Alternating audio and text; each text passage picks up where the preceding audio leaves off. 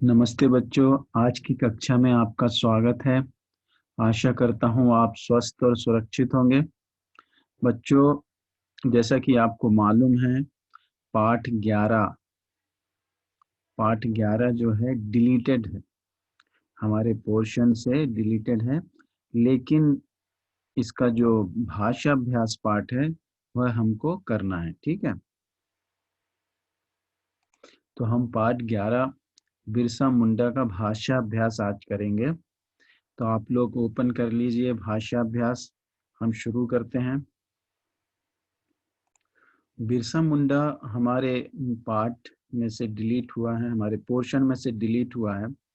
इसके बारे में आप सोशल में भी पढ़े होंगे कि बिहार के चलकत, जो बिहार में जो चलकत गांव है, वहाँ के रहने वाले थे और अंग्रेजों से इन्होंने लड़ाई की थी। यह एक आदिवासी आदिवासी थे और उन्होंने वहाँ के लोगों को, जो चलकत और बिहार के दक्षिणी पहाड़ी इलाकों में जो लोग रहते हैं, मुंडा लोग, उनको एकत्रित किया था अंग्रेजों के खिलाफ और उनके खिलाफ लड़ाई करके देश की आज़ादी का बिगुल बजाया था।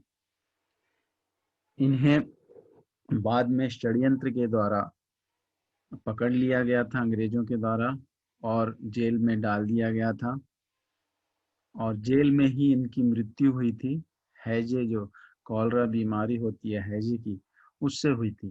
ठीक है, तो ये एक शॉर्ट समरी है। इनके बारे में आप जानते ही होंगे क्योंकि बहुत ही मशहूर, बहुत ही प्रसिद्ध स्वतंत्रता सेनानियों में से एक हैं, जो कि बिहार के दक्षिणी पहाड़ी इलाके में इन्होंने अपना स्वतंत्रता संग्राम का अभियान चलाया था। ये मुंडा जाति के थे, इसलिए इनके नाम के साथ बिरसा मुंडा जुड़ा हुआ है और इन्होंने अपने हक के लिए लड़ाई की और अपने अधिकार और हक के लिए लड़ते लड़ते ही इन्होंने अपना जीवन देश के लिए निछावर कर दिया। ठीक है, तो यह इनकी शॉर्ट समरी थी। आप भी इस पाठ को पढ़िए। अगर हम पाठ नहीं भी पढ़ते हैं तो भी भाषाभ्यास से संबंधित ज़्यादा चीज़ें उसमें नहीं है। इसमें आपको मालूम है व्याकरण होता है और जहाँ जहाँ पाठ से संबंधित कोई चीज़ यहाँ पे आएगी तो मैं वह एक्सप्लेन करते जाऊँगा। ठीक है, तो सबसे पहले शुरू करते हैं हम बिट 1। ठीक है,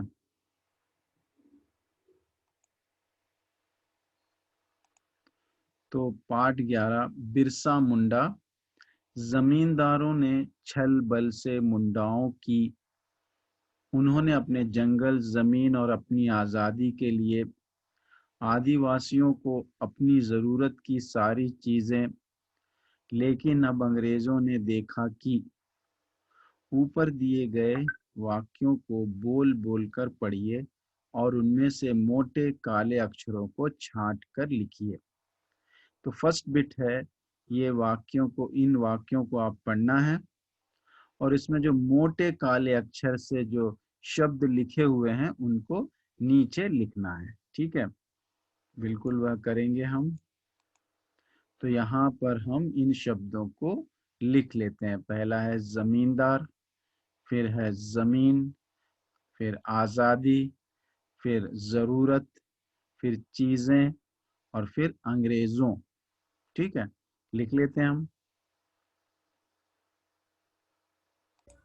तो इस तरह से हमने लिख लिया, जमींदार, जमीन, आज़ादी, ज़रूरत, चीज़ें और अंग्रेज़ों। एक मिनट, अंग्रेज़ों में जो है इधर पे रेख आएगा ना, पदेन की मात्रा, अंग्रेज़ों। ठीक है, ये जो पदेन की मात्रा मैंने नहीं लिखा था अभी लिख दिया। ओके, तो समझ में आया होगा आपको कि क्या करना है यहाँ पर। ठीक, अब आगे बढ़ते हैं सेकेंड बिट की तरफ। अब नीचे दिए गए शब्द जोड़ों को पढ़िए। यहाँ कुछ शब्द जोड़े दिए गए हैं। तेज, तेज, जमाना, जमाना, सजा, सजा, इन शब्द जोड़ों में पहले वाले शब्द में ज का उच्चारण है, जबकि दूसरे शब्द में ज का उच्चारण है। ज में नीचे लगी बिंदी को नुक्ता कहते हैं। नुक्ता प्रायः उर्दू फारसी के शब्दों में इस्तेमाल होता है। इसके कारण शब्द का अर्थ बदल जाता है। तो यहाँ पर हमको एक नई चीज देखने के लिए मिल रही है और वह है नुक्ता। ठीक है, और इसमें बताया गया है ये जो बिंदु है इसे हम हिंदी में तो बिंदी या बिंदु कहेंगे, लेकिन जो उर्दू और फारसी है उसमें हम इसे क्या कहते हैं, नुक्ता। ठीक है, और ये नुक्ते की वजह से अर्थ बदल जाता है, मीनिंग चेंज हो जाती है। यहाँ दो शब्द लिखे हुए हैं, तेज, तेज। ठीक है, इस शब्द का अर्थ और इस शब्द के अर्थ में बहुत डिफरेंस है, बहुत अंतर है। ये तेज यानी होता है लाइट, प्रकाश, कांति, रोशनी, और ये तेज यानी होता है तीव्र, फास्ट। अगर अंग्रेजी में कहें तो फास्ट, हिंदी में तीव्र। जमाना, जमाना यानी कोई लिक्विड फॉर्म में है कोई, उसको हम सॉलिड बनाते हैं ना, ठोस से तरल से ठोस में जो बनाने की क्रिया होती है उसको जमाना कहते हैं। ठीक है, किसी को किसी जगह पे अच्छे से रख देना उसको जमाना कहते हैं। और जमाना, जमाना यानी समय होता है, काल होता है ना। जमाना संसार और दुनिया के अर्थ में भी लिया जाता है। सजा, सजाना यानी सुंदर बनाना, अलंकृत करना, डेकोरेट। और सजा यानी दंड, पनिशमेंट। तो केवल एक नुक्ते की वजह से इतना अंतर आ जाता है। तो नुक्ता तो बहुत ही इम्पॉर्टेंट हो गया। अगर आप कोई वाक्य लिखते हो कि वह तेज भागता है, समझ लीजिए आप वाक्य लिखा तेज भागता है, तो क्या हो जाएगा, वह प्रकाश भागता है। तो ये तो गलत हो गया। जब तक आप बिंदु नहीं लगाते उसका अर्थ जो है फास्ट नहीं होगा, तीव्र नहीं होगा। तो नुक्ते का बहुत ही महत्व है और इसको लगाना चाहिए। जब भी एग्ज़ाम में पूछा जाता है सही स्थान पे नुक्ता लगाना चाहिए, सोच समझ के लगाना चाहिए। ठीक है, क्योंकि सही स्थान पे लगाने से ही आपको अंक मिलेंगे, जैसे कि मैंने बिंदु और चंद्र बिंदु के बारे में भी आपको बताया था। थोड़ा सा हम नुक्ता, ये जो नुक्ता है इसके बारे में थोड़ी सी और जानकारी प्राप्त करते हैं। ठीक है, जहाँ तक नुक्ते की परिभाषा, डेफिनेशन के बारे में है, मूल रूप से नुक्ता अरबी भाषा का शब्द है। नुक्ता जो अरबी जो भाषा है, अरबी भाषा, उसका वर्ड है ये।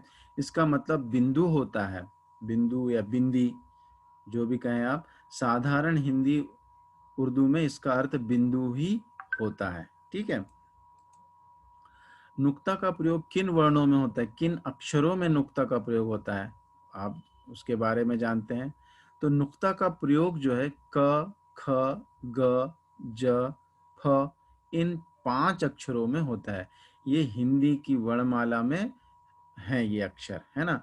लेकिन वही जब अरबी, फारसी या उर्दू, अरबी, फारसी या उर्दू या अंग्रेजी के शब्दों को जब हम लिखने जाते हैं तो ये वाले अक्षर हमको हिंदी में नहीं मिलते हैं।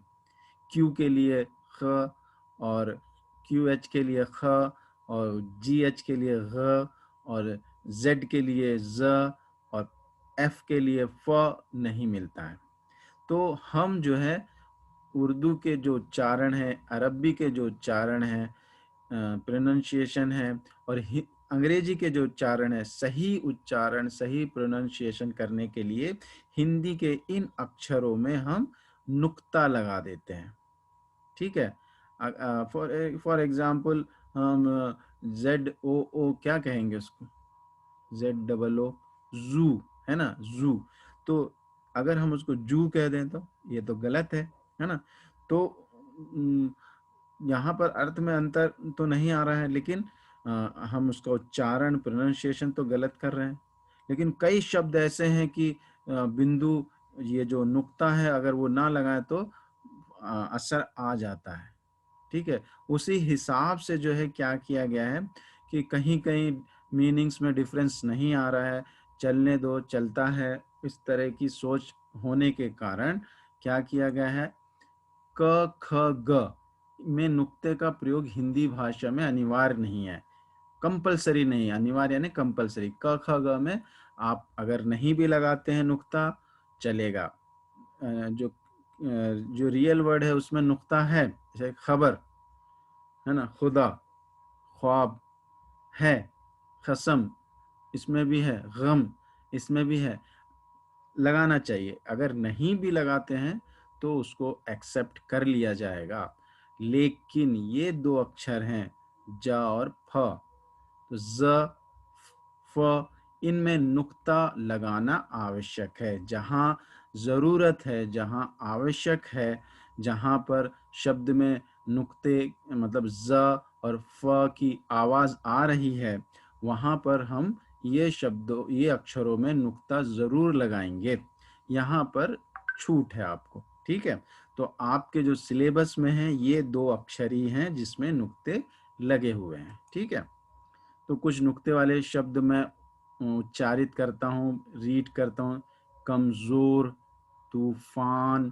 जब फा बोलते हैं ना, तो हमारे जो नीचे वाले लिप्स है वो ऊपर वाले टीथ से टच होते हैं। फ, फ, तूफान। वही हिंदी का जो फ है तो उसमें 2 लिप्स टच होते हैं, लेकिन जो फ बोलने के लिए आपके ऊपर के टीथ और नीचे का लिप्स टच होता है। तूफान, ये तो जेड है। जरूर, इस्तीफा, जुल्म, फतवा, मजदूर, ताज़ा, फ़कीर, फरमान, इज्जत, खुदा, सज़ा आदि।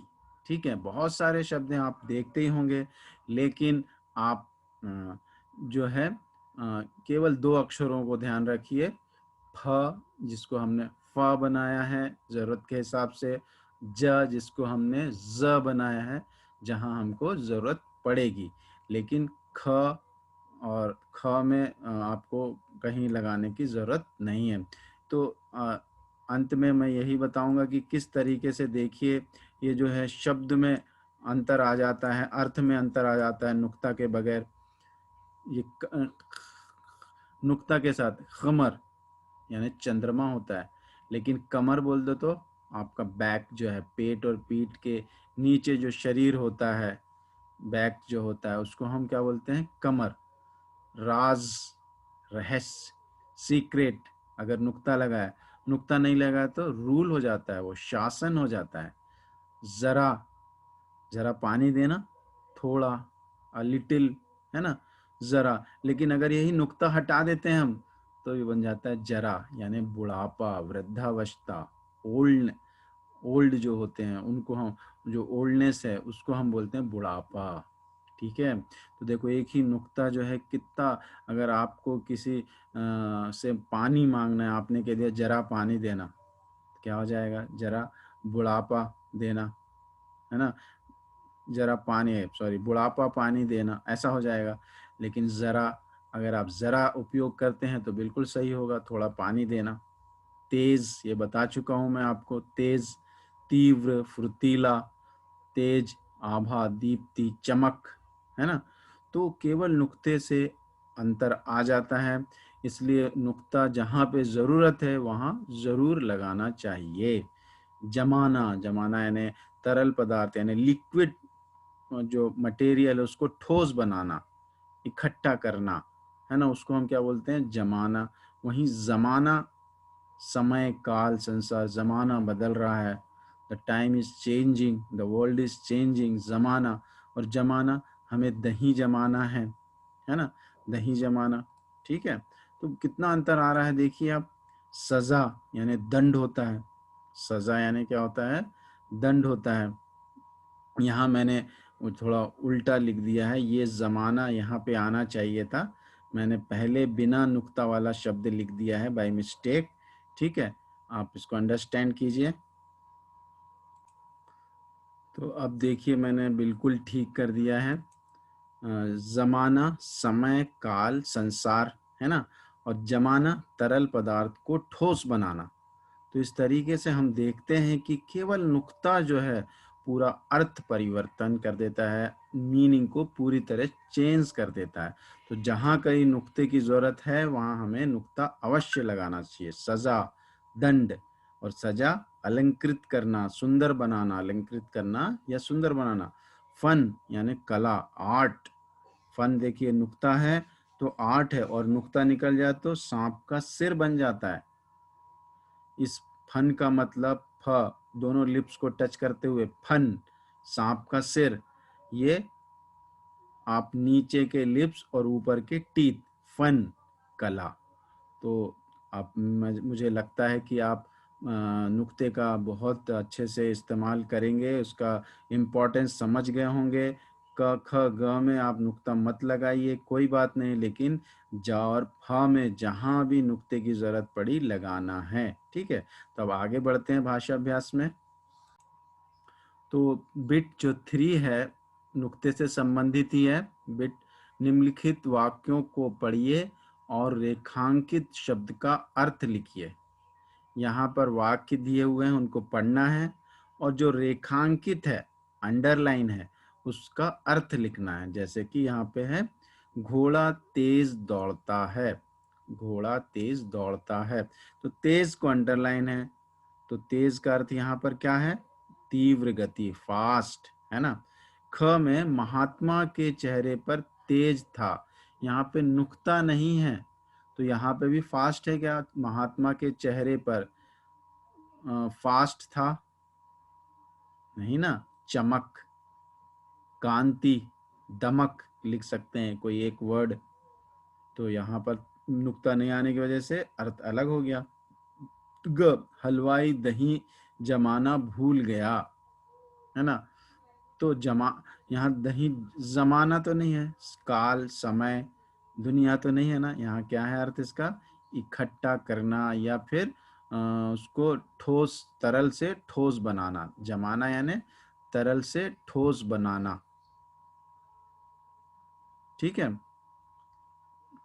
घ, पुराना जमाना अच्छा था, पुराना समय अच्छा था। यहाँ पे जमाना यानी टाइम, समय, समय लिख सकते, काल लिख सकते। गुड़िया को सजा दीजिए, गुड़िया को सजा दीजिए, तो यहाँ पे सजा है या सजा, नुक्ता नहीं है, यानी सजा यानी डेकोरेट कर दीजिए, अलंकृत कर दीजिए। ठीक है, सुंदर बना दीजिए, अलंकृत लिखेंगे हम, अलंकृत यानी सुंदर बनाना होता है, अलंकृत करना। ठीक है। चोर को सजा दी मिली, सजा, यहाँ तो सजा है तो पनिशमेंट, दंड। ठीक है, समझ में आया आप? तो देखिए, नुक्ता रहने से एक अर्थ है, नुक्ता रहने नहीं रहने से दूसरा अर्थ है। तो हम नुक्ते का महत्व समझकर जहाँ भी इसकी ज़रूरत है वहाँ पर नुक्ता लगाना है, और उसका उच्चारण भी वैसे ही करना है। ज़रूरत, मैं बोल रहा हूँ ज़रूरत, जरूरत नहीं। वैसे तो ज़रूरत में आप जरूरत बोलोगे तो भी कोई अर्थ परिवर्तन नहीं हो रहा, लेकिन उच्चारण सही होने के लिए, उसको जस्टिफाई करने के लिए ज़रूरत बोलना है, ज़रूर बोलना है। ठीक है, तो इस तरीके से ये एक्सरसाइज हो गई हमारी। इसके उत्तर लिख लेते हैं, हम आंसर्स लिख लेते हैं। तो इस तरह से हमने ये जो है एक्सरसाइज कंप्लीट कर ली। ठीक है। तेज, तेज, कांति, चमक, जमाना, तरल यानी लिक्विड को सॉलिड, ठोस बनाने की मैकेनिज्म, प्रक्रिया को जमाना कहते हैं। जमाना, समय, काल, सजा, अलंकृत यानी डेकोरेट, सजा, दंड। समझ में आया? तो ये एक्सरसाइज आप भी कर लीजिए। ओके, फिर इसके बाद आगे बढ़ते हैं हम। ओके, आगे बढ़ेंगे। फोर्थ बिट क्या है? पढ़िए और समझिए। फोर्थ बिट में आपको कुछ नहीं करना है, पढ़ना है और समझना है। जा के अलावा फ के नीचे भी नुक्ता लगता है, जैसे फन, फन, सांप का फन। फ मैंने बताया था ना आपको, अगर नुक्ता नहीं है तो उसको पढ़ेंगे हम फन, फ, दोनों लिप्स को टच करते हुए, फन। तो उसका अर्थ होता है सांप का मस्तक, सिर, सिर भी बोल सकते हैं। सांप जो है अपना फन दिखाता है, फन यानी कला, आर्ट, ठीक है। तो फा को बोलते समय दोनों होंठ मिलते हैं, फ, जबकि फ को बोलते समय ऊपर के दांत और नीचे के होंठ आपस में मिलते हैं, ठीक है। फ बोल के देखिए। अब इन शब्दों को बोल बोल कर पढ़िए। गुफा, फा, है ना, दोनों लिप्स मिलाना है इसमें, फा। फल, इसमें भी दोनों लिप्स मिलेंगे। फन, इसमें भी दोनों लिप्स मिलेंगे। गुफा, फल, फन, ये लेकिन नीचे के लिप्स, ऊपर के टीथ। फन, साफ, फैसला, फायदा, ठीक है। तो इस तरह से बोल के देखिए, इस तरह से आप अभ्यास कीजिए, ठीक है। तो यहाँ पर आपका हुआ, और एक एक्सरसाइज बची है अपने क्या बोलते हैं, नुक्ते की। अभी इसमें ज़्यादा कुछ नहीं है। क, यहाँ क्या करना है, उचित शब्द यानी जो करेक्ट वर्ड है इसको फिल करना है। क, जज ने अपराधी को क्या किया होगा, डेकोरेट, सजा दिया होगा। डेकोरेट किया होगा, सजा, दंड दिया होगा। हाँ, दंड दिया होगा ना। तो हम क्या लिखना पड़ेगा इधर पे, ये सजा, ये वाला हमारा आंसर करेक्ट है, ठीक है। फिर डैश बदल गया है, क्या बदल गया है, व्हाट हैज चेंज, जमाना, to make liquid to into a solid, या जमाना, टाइम, यस, ये वाला आंसर है। जमाना आएगा, नुक्ते वाला आएगा, है ना। सांप अपना डैश फैलाए बैठा था, तो फन यानी तो आर्ट होता है, और ये फन यानी सांप का मस्तिष्क या सिर, ये आएगा। बच्चों ने नए साल पर पूरा घर सजा दिया या सजा दिया, सजा दिया, डेकोरेट किया, है ना। कंचन गाना गाने के डैश में माहिर है, कंचन गाना गाने में बहुत जो उसमें जो है बहुत एक्सपर्ट है। तो कंचन गाना गाने का क्या है, सांप का सिर है, सॉरी, सांप का सिर है, या फिर आर्ट है, ये फन है, और ये फन यानी आर्ट, तो ये तो आर्ट हुआ, तो ये आंसर हो गया आपका, ठीक है। फिर दही डैश कौन सा मुश्किल काम है, दही जमाना या जमाना, जमाना, तरल को ठोस बनाना, जो मिल्क होता है, दूध होता है, वो तरल होता है, लिक्विड होता है, उसको हम दही बनाते हैं, ठोस बनाते हैं, सॉलिड बनाते हैं, तो वो क्या है, जमाना, ठीक है। तो यहाँ पर ये एक्सरसाइज भी हो गई। तो इस प्रकार से हमने इस वीडियो में नुक्ते से संबंधित जो भी एक्सरसाइज थी वह की। अब आगे वाले वीडियो में 6th बिट से हम शुरू करेंगे, ठीक है। तो इसी वीडियो में हम 6th बिट करना पड़ेगा, क्योंकि यह 6th बिट भी नुक्ते का है, ठीक है। तो यहाँ पर आप नुक्ता सही जगह, करेक्ट प्लेस पे लगाइए, कह रहा है। तो करेक्ट प्लेस आपको पता है कि दो ही अक्षर हैं जिसमें नुक्ता लगता है, जा है और फा है। तो अब देखिए, जहाँ जा और फा है वहाँ नुक्ता लगा दीजिए। अंग्रेज, ये जा के करेक्ट प्लेस पे, मतलब जा का जो स्टमक जैसे जो पार्ट है ना, वहाँ पर आप लगा देंगे नुक्ता। फायदा, फायदा होता है, यहाँ पे इसका पेट निकला है ना, स्टमक, वो वहाँ पे लगा देंगे आप नुक्ता, यहाँ पे आप लगा देंगे नुक्ता। यहाँ जरूर में ये जो है इधर पेट निकला हुआ है, बुजुर्ग में भी ये ज में नुक्ता लगा देंगे, ज में ज बन जाएगा बुजुर्ग। काफिला में फ, है ना, जमीन में ये जा के नीचे, और फुर्सत में यहाँ फा के जो इधर जो कर्व जैसा टर्न हो रहा है वहां पर लगा देंगे। करेक्ट प्लेस वही है, ठीक है। तो इस तरह से हमने ये नुक्ते लगाने का काम कर दिया है, ठीक है। तो आप लोग भी ये काम कर लीजिए नुक्ते लगाने का। इस तरह 6th बिट तक हम यहाँ करते हैं। अगले वीडियो में 7th बिट से हम करेंगे, ठीक है। ओके, तो ये कक्षा ध्यान पूर्वक सुनने के लिए बहुत बहुत धन्यवाद। अगली कक्षा में हम आगे के बिट्स करेंगे, ओके।